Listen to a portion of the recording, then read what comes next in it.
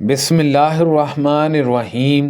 اور جو تمہیں سلام کرتا ہو اسے یہ مت کہہ دیا کرو کہ تو مومن ہی نہیں ہے۔ کے بارے میں فرمایا کہ ایک صاحب مرد اس نامی اپنی بکریاں چرا رہے تھے۔ ایک مہم پر جاتے ہوئے کچھ مسلمان انہیں ملے تو انہوں نے کہا السلام علیکم، لیکن انہوں نے بہانہ خوار جان کر انہیں قتل کر دیا اور ان کی بکریوں پر قبضہ کر لیا۔ اس پر اللہ تعالیٰ نے یہ آیت نازل کی تھی، آخری آیت ارض الحیات الدنیا۔ اس سے اشارہ انہی بکریوں کی طرف تھا۔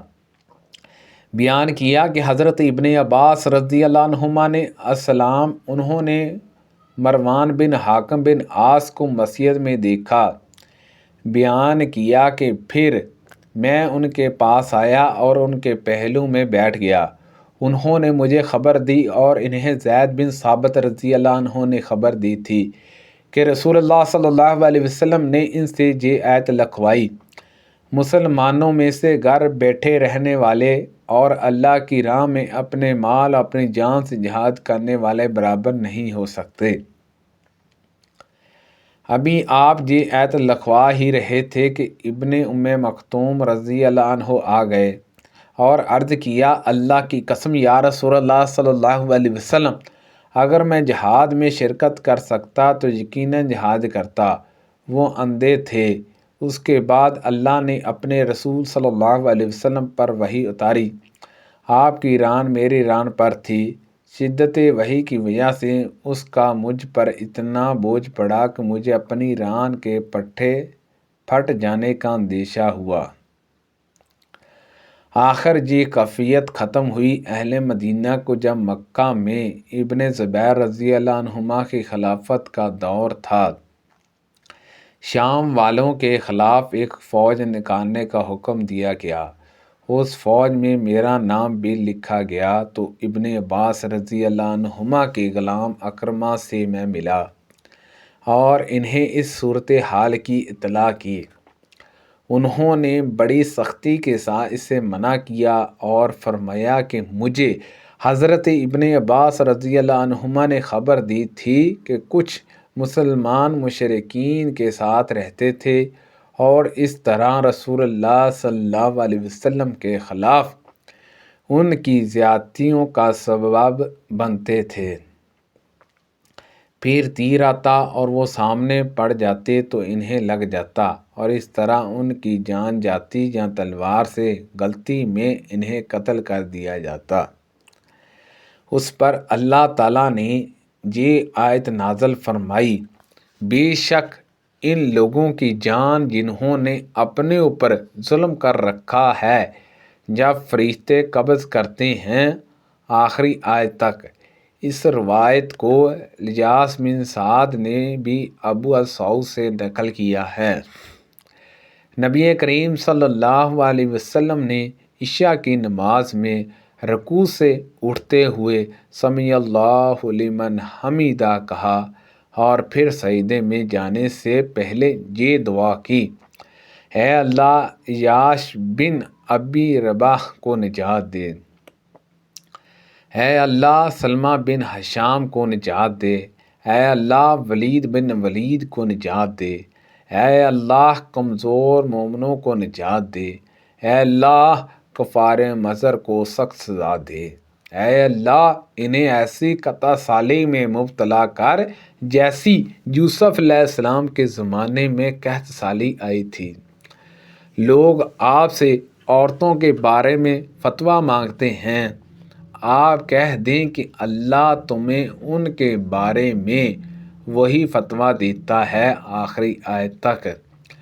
انہوں نے بیان کیا کہ یہ آیت ایسے شخص کے بارے میں نازل ہوئی کہ اگر اس کی پرورش میں کوئی یتیم لڑکی ہو اور وہ اس کا والی اور وارث بھی ہو اور لڑکی اس کے مال میں بھی حصے دار ہو، یہاں تک کہ کھجور کے درخت میں بھی، اب وہ شخص خود اس لڑکی سے نکاح کرنا چاہے کیونکہ اسے یہ پسند نہیں کہ کسی دوسرے سے اس کا نکاح کر دے کہ وہ اس کے اس مال میں حصے دار بن جائے جس میں لڑکی حصے دار تھی۔ اس وجہ سے اس لڑکی کا کسی دوسرے شخص سے نکاح نہ ہونے دے، تو ایسے شخص کے بارے میں یہ آیت نازل ہوئی تھی۔ اور کسی عورت کو اپنے شوہر کی طرف سے زیادتی یا بے رغبتی کا خوف ہو کے متعلق کہا کہ ایسا مرد جس کے ساتھ اس کی بیوی رہتی ہے لیکن شوہر کو اس کی طرف کوئی خاص توجہ نہیں بلکہ وہ اسے جدا کر دینا چاہتا ہے، اس پر عورت کہتی ہے کہ میں اپنی باری اور اپنا نفقہ معاف کر دیتی ہوں، تم مجھے طلاق نہ دو، تو ایسی صورت کے متعلق یہ آیت اسی باب میں اتری۔ ہم عبداللہ بن مسعود رضی اللہ عنہ کے حلقہ درس میں بیٹھے ہوئے تھے کہ حذیفہ رضی اللہ عنہ تشریف لائے اور ہمارے پاس کھڑے ہو کر سلام کیا، پھر کہا نافق میں وہ جماعت مبتلا ہو گئی جو تم سے بہتر تھی۔ اس پر اسودہ بولے سبحان اللہ، اللہ تعالیٰ تو فرماتا ہے کہ منافق دوزخ کے سب سے نچلے درجے میں ہوں گے۔ عبداللہ بن مسعود رضی اللہ عنہ مسکرانے لگے اور حذیفہ رضی اللہ عنہ مسجد کے کونے میں جا کر بیٹھ گئے۔ اس کے بعد عبداللہ بن مسعود رضی اللہ عنہ اٹھ گئے اور آپ کے شاگرد بھی ادھر ادھر چلے گئے۔ پھر حذیفہ رضی اللہ عنہ نے مجھ پر کینکری پھینکی، یعنی مجھ کو بلایا، میں حاضر ہو گیا تو کہا کہ مجھے عبداللہ بن مسعود رضی اللہ عنہ کی ہنسی پر حیرت ہوئی، حالانکہ جو کچھ میں نے کہا تھا اسے وہ خوب سمجھتے تھے۔ یقیناً نافق میں ایک جماعت کو مبتلا کیا گیا تھا جو تم سے بہتر تھی، اس لیے کہ پھر انہوں نے توبہ کر لی اور اللہ نے بھی ان کی توبہ قبول کر لی۔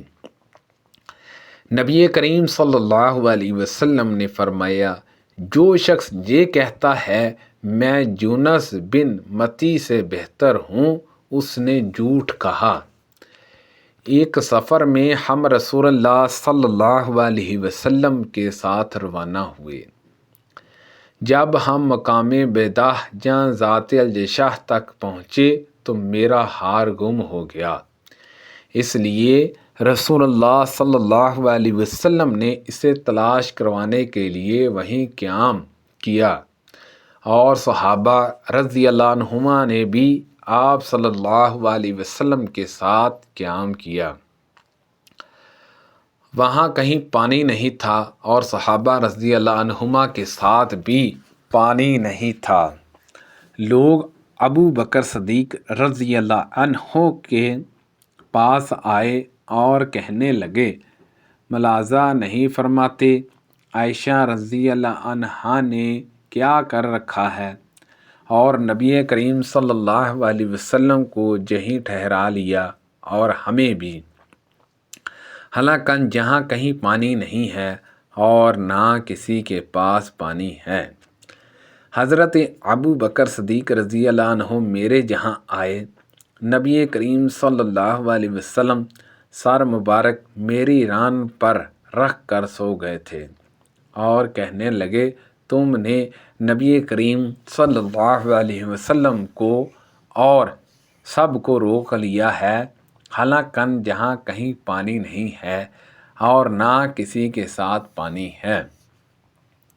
عائشہ رضی اللہ عنہا نے بیان کیا کہ حضرت ابو بکر صدیق رضی اللہ عنہ مجھ پر بہت خفا ہوئے اور جو اللہ کا منظور تھا مجھ کو کہا سنا اور ہاتھ سے میرے کوک میں کجوے لگائے۔ میں نے صرف اس خیال سے کوئی حرکت نہیں کی کہ نبی کریم صلی اللہ علیہ وسلم میری ران پر اپنا سر رکھے ہوئے تھے۔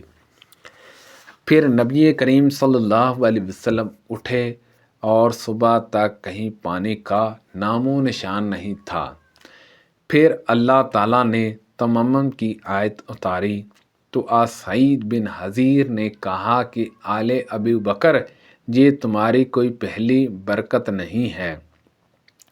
بیان کیا کہ پھر ہم نے وہ اونٹ اٹھایا جس پر میں سوار تھی تو ہار اسی کے نیچے مل گیا۔ سبحان اللہ عز و جل۔ اللہ پاک سے دعا ہے کہ اللہ پاک ہم سب کو ان حدیثوں پر عمل کرنے کی توفیق عطا فرمائے۔ کو پڑھنے میں غلطی تاہی ہو گئی ہو تو اللہ پاک معاف فرمائے۔ صدقہ جاریہ سے زیادہ لوگوں تک شیئر کیجیے۔ آمین بجاہ النبی الامین صلی اللہ علیہ وسلم۔